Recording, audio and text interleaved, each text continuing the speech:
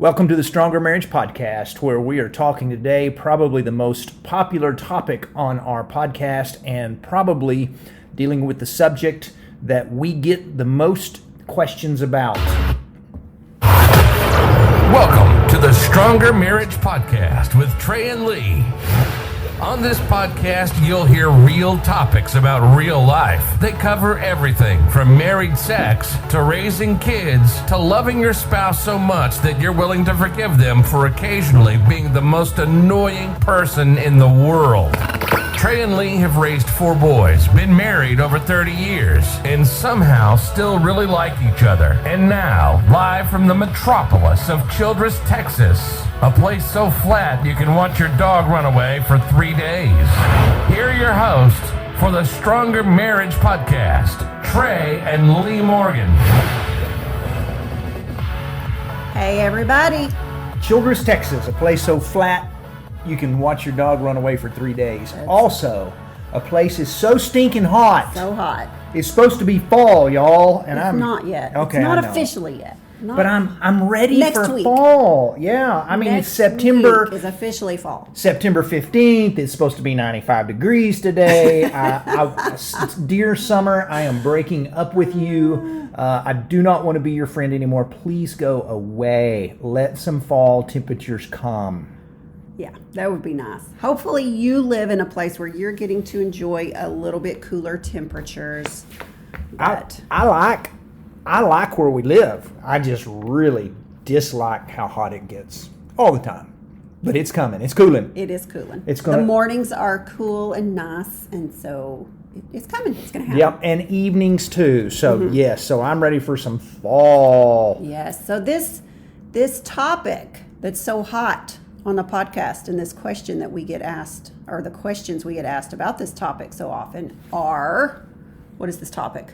We're talking sex, marriage sex rules. Yep, What you can you probably do? coulda What guessed. can you not do? And I think there's a couple of reasons we get asked a lot about this. Number one, because we're willing to talk about it, and a lot of Christian marriage couples don't, and we talk about it, and so we get a lot of questions, and that's okay. We don't mind, but we get a lot of intimacy questions, and our most popular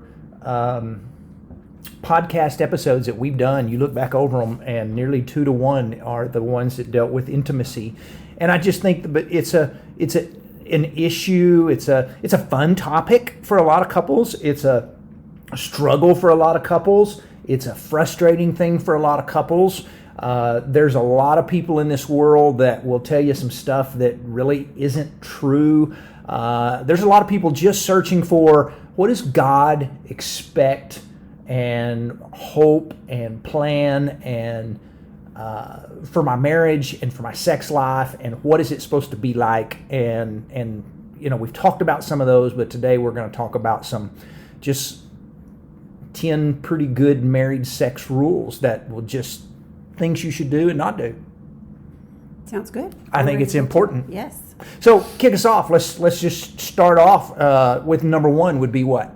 Make it mutually satisfying. Mutual. That's the word there. God designed sex for oneness. It says right there in Genesis, and the two became one flesh. It's for bonding. It's for connection. It was never designed so that just one person, would get their needs met and the other person just is there. You know. Sorry about you. Yes, it's a mutual thing. There's a purpose for it. There's a clear purpose, and that is for connecting two people. Yeah, and it is, as Lee said, it is to be mutually satisfying. It is for pleasure, but it's for much, much more than pleasure. I think that's kind of an area we've talked about in our workshops, that we, early in our marriage, we just thought this is just for fun. And as we grew and matured and studied and learned, we found out, no. We've learned over time, intimacy in our marriage is more than just for fun. It connects us and it reconnects us, and it pulls us together a lot of times. And your spouse you need to be communicating with your spouse about what do you like, what what is good for you? What do you enjoy? What can I do to make this better? Because it should be fun. It should be mutually satisfying to both people. And it's only in marriage that you can have this type of intimacy. You can be intimate with other people in other relationships. Emotionally intimate. You can be spiritually intimate with other people, but sexual intimacy is reserved for marriage only. And so that just gives the two of you just that extra special bond that you don't have with anybody else. Yeah. There's emotional needs out there of friendship. You can be friends with people. You can all these emotional needs you have in marriage, but only this one does God go, this is just for a husband and a wife. It's that there's so much power in intimacy, and we say that often. And so rule number one, just make sure that it's mutually satisfying and that you understand that it is for pleasure, but it's for much more than pleasure. It is for connecting and reconnecting as a husband and a wife. And that is very, very important that you do that. Yes. And understand that as you go. A second thing on the list of some married sex rules is be in your relationship a couple that strives to say yes more than you say no. And that's important. Work to say yes more than you say no. Meaning, are there going to be some times where you go, man, I have got a headache, or I am exhausted, or whatever it is, but just strive to say yes more than you say no. And maybe when you do say no, maybe what you can say is not right now instead of no. Yes. Tomorrow would be a much better day, or I am flat out exhausted. Let's make a date for tomorrow night. And instead of saying no, maybe just say later. Then there's quite not so much rejection involved in that. That's right. Yeah. If you could say, I would love nothing more than for you to rock my world, but I just don't even think I have the energy to put forth. Yeah, so one of those days. A rain check. A rain check. Yeah, yes. That's a good idea. But learn to say yes more than you say no. Number 3, try new things. We've said this before in an episode a year ago. Married Christian sex does not mean one position, missionary position, with the lights out, with the dark room, the same way every time.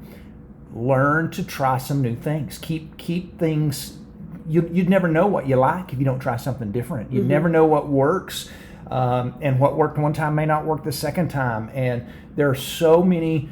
I guess I can say it. So many different positions you can try, different things you can try. Enjoy new things with your spouse. And if you're a little uncomfortable talking about those things, maybe read a book together on intimacy that would make you all discuss some stuff. Maybe texting. If you're a little uncomfortable, maybe you could text it to them. Here's what I was thinking we ought to try. Make sure you send that to the right person. We say that often. but be willing to try some new things. I think that's a good thing. And that doesn't mean you can't go back to the old things, but be willing to kind of keep it spicy and different. And no one is saying that sex in your marriage should be boring or stale. But if you had the same food every meal, served the same way, you might be going, all right, let's change it up a little bit. Let's try something new. Let's just try something new. So it doesn't hurt to try things. Doesn't. New. We tend to be creatures of habit, and there's nothing wrong with that. But if you never try anything new, you may not know what you're missing. And it may be something really great. So. And when we say try something new, it doesn't always have, what we mean is not only, I mentioned the word positions, but it can be a different location, maybe not the bedroom every time or the bed every time. It can be a different time. It doesn't have to be bedtime.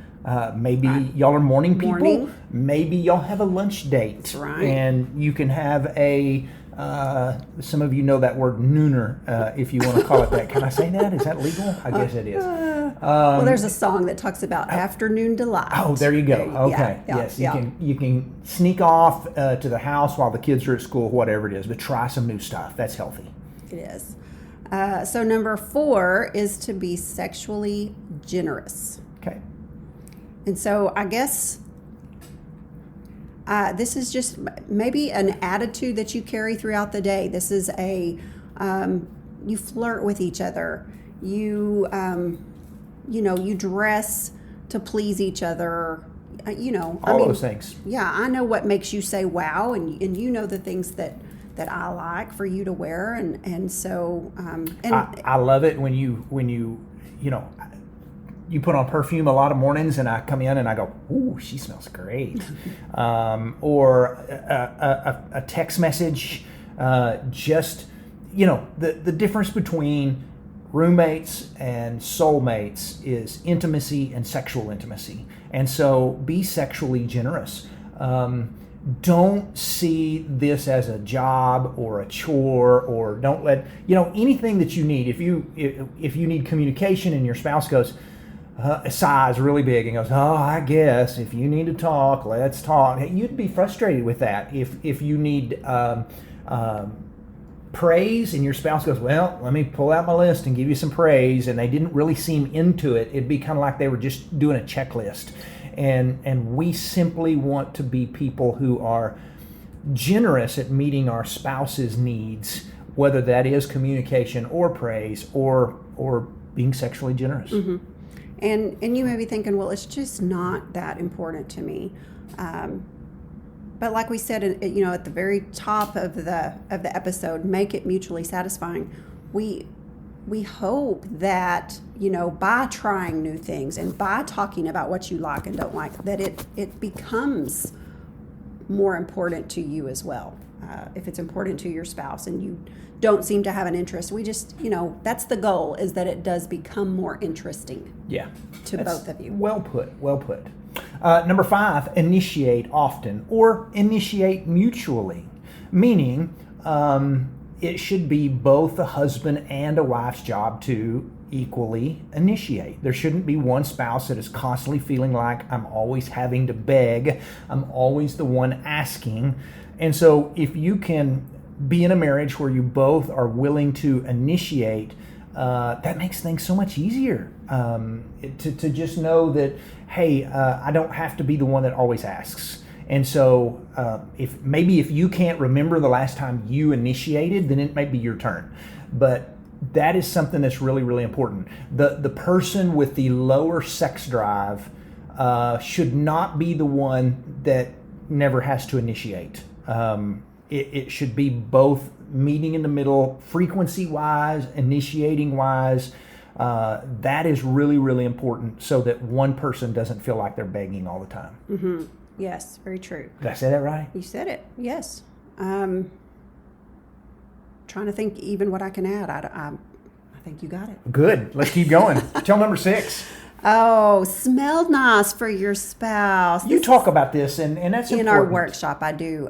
Physical hygiene is important when it comes to sexual intimacy. Nobody wants to climb into bed with somebody that smells like a goat. Somebody that smells like, don't bring work to bed with you if you work in an environment that is kind of yucky, or I don't know. Well, if you worked at a food place and you smelled like whatever you served all day long, or if you worked in a factory and you smelled like grease or smoke. Yeah, it can work both ways. It can, yes. And so Lee often says in our workshops that men specifically, I love the smell of fresh cut grass. I love the smell of grill smoke. I like the smell of wood, just manly smells. But Lee says oftentimes those just aren't the greatest smells to snuggle up to in bed. Mm-hmm. You're a bigger fan of things like soap and soap and deodorant and toothpaste and all of those things. And I know that, even for me, like I'll go in there and I have this whole regimen of getting ready for bed, which takes forever. Yes, it does. And, wash my face, and I put on moisturizers and all these things. And so I'm clean. And the last thing I want to do is to get right up next to your face that's still oily and dirty and has all of the things from the day on it. Yep. After I've just worked so hard to get my face nice and clean. There you go. So, yes, physical hygiene. It's important. Yeah. Smell nice for your spouse. Yeah. Put on a little cologne. Put on a little perfume. If you wear like Axe body spray, if your junior high son has some Axe body spray, guys, very sparingly, okay? Yeah, don't go overboard. Don't be on killing that. don't be killing folks with that stuff, all right? Number 7, lust only after your spouse. And I like that word lust. Now, there's a lot of people that just that word lust has a negative connotation. And let me explain what lust is. Lust is a strong desire. That's all it is you have a strong desire. And you can lust after, I can lust after, supper tonight. I know we're having my favorite meal, whatever it is. And that's like, I've got a strong desire for some of that. So don't be freaked out over the word lust. That just means make your spouse the apple of your eye. Yes. Make them the king or queen of your heart. They're the one you desire. They're the one you pursue. Yes. And, don't ever let your spouse see you checking somebody else out at a restaurant or wherever you happen to be. Your eyes should only be for your spouse. So we're talking physically and mentally and visually and in your heart and everything else. Yes. So pursue only your spouse. You shouldn't have pictures on your social media of people, the opposite sex, that you're saying, ooh, this is a good-looking man or this is a pretty woman, or be cautious about spending time on Instagram, following people that you're just there to look at. That's not a healthy thing to do. You have a desire only for your wife or your husband. Now, when we say that, though, we roll right into number 8. It's kind of the opposite. Okay. Don't obsess about how you look.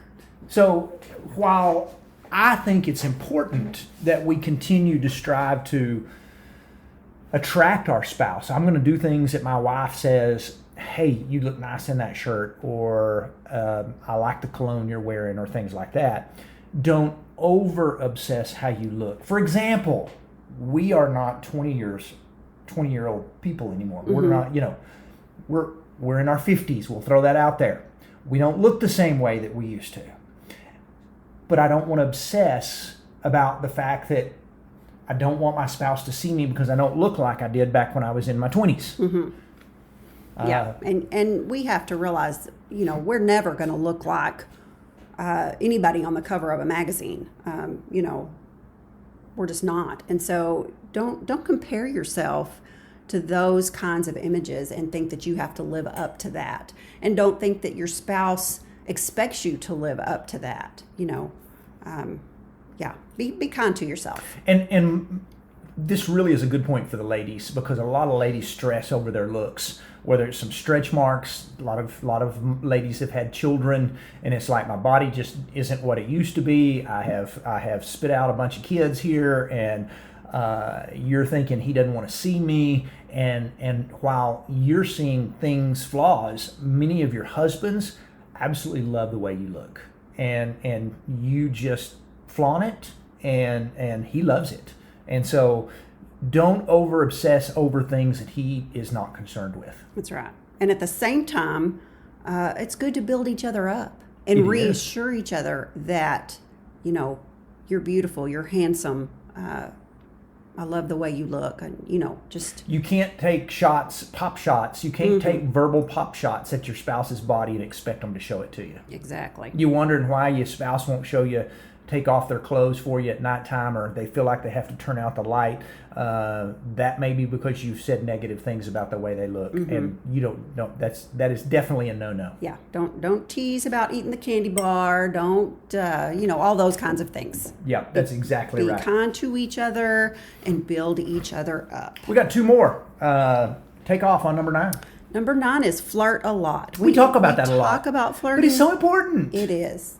It just it just fits into so many aspects of marriage, from having fun together to, dating to sexual intimacy. Flirting it's just healthy. We love hearing couples that flirt together, and it never gets old. It doesn't matter if I am 30 or 63. I still want you to flirt with me. Yes. All right. It just doesn't get old. It sends a message that you're still interested. Yep. And that's necessary. So necessary. It is. Let's knock out number 10, because this is a good one. Be naked with your spouse. Now, here's one that's really important. Now, we have talked on this episode about being naked physically, but we're not really talking about being naked physically here as well. How are we talking about being naked? So we're talking about being uncovered in every area. Honesty, openness, is that kind of where you're going? Emotional. We want to be emotionally naked with our naked. spouse as well. And that connects to physical intimacy. That connects to sexual intimacy. If you're hiding things from your spouse, it's really hard for your spouse to want to be intimate. If you're not being open and honest with your spouse, if you're being dishonest with your spouse, they're not going to want to be intimate with you. There's a huge connection with being naked with your spouse in every area of your life, not just physically, but emotionally as well. We've talked about this on other podcast episodes, whether that's your cell phone, your passwords. We're just not hiding anything from each other. And when we can connect and be naked with one another emotionally in every area, everything just clicks better. That's right. We have a whole chapter in one of our books. Yeah, 10 Ways to a about Stronger this. Marriage. Chapter 6 deals with let's get naked, but not that way. But not that way. Yeah, Yes. we're talking about emotional intimacy and how it connects to physical intimacy. And so I'll remind you, husbands, for a second, if you're listening to this, if you go, I really would like things to improve sexually in my relationship with my spouse, with my wife, then step it up emotionally. Connect with her, talk to her. Talking is a huge part of this. Yes. Let yourself be vulnerable. Yes. Share your feelings. You can have feelings as a man. It's okay to have feelings and to have sensitive feelings. That is a turn on to your wife when you are emotionally vulnerable and let her in. Yeah, that is part of being naked with your spouse. It is just being open in all areas of your life. These are 10 simple married sex rules that are very healthy for your marriage. And maybe we've touched on something that you said, whoa, I had never thought about that. Maybe you need some follow-up and you want to message us, and that is totally fine. But these are all areas that we think would bless your marriage and your relationship with your spouse if you'll consider working through these. And one of the best things you can do is, maybe you're listening to this by yourself, is send this link to this episode to your spouse and go, hey, listen to this and tell me what you think. And then you can talk about it and they can go, hey, that was good. What'd you think of number 4? It brings about some discussion in your relationship, and that is a healthy thing. Yes, talking about all of these things is just so very healthy and so necessary. Yeah. So yeah, We've heard from a couple this week that said we listen. We don't listen at the same time, but we both listen to the podcast on Wednesdays, and then we talk about it on Thursdays. And talk about a great way to learn and a great way to grow in your marriage. There's so many good ways to grow in your marriage out there. And the thing is you just got to do something. yeah, be proactive. Got to be proactive. Strong marriages don't happen by accident. They take work. They take work. Thank you for joining us, and we are honored that you have come and hung out with us today. If you are in the Searcy, Arkansas area or Hoover, Alabama area, those are the next 2 workshops that are coming up. They're on our website, treyandlee.com. You can register there, find more information about it. But we're excited about that. And if you have not heard about our cruise, we have a Stronger Marriage Workshop cruise coming up in January. And I'm already looking forward to that. Yeah, it'll be here before we know it. It really will. It really will. Yeah. Thank you all for joining us today, and we hope to hear from you next week. Bye, guys.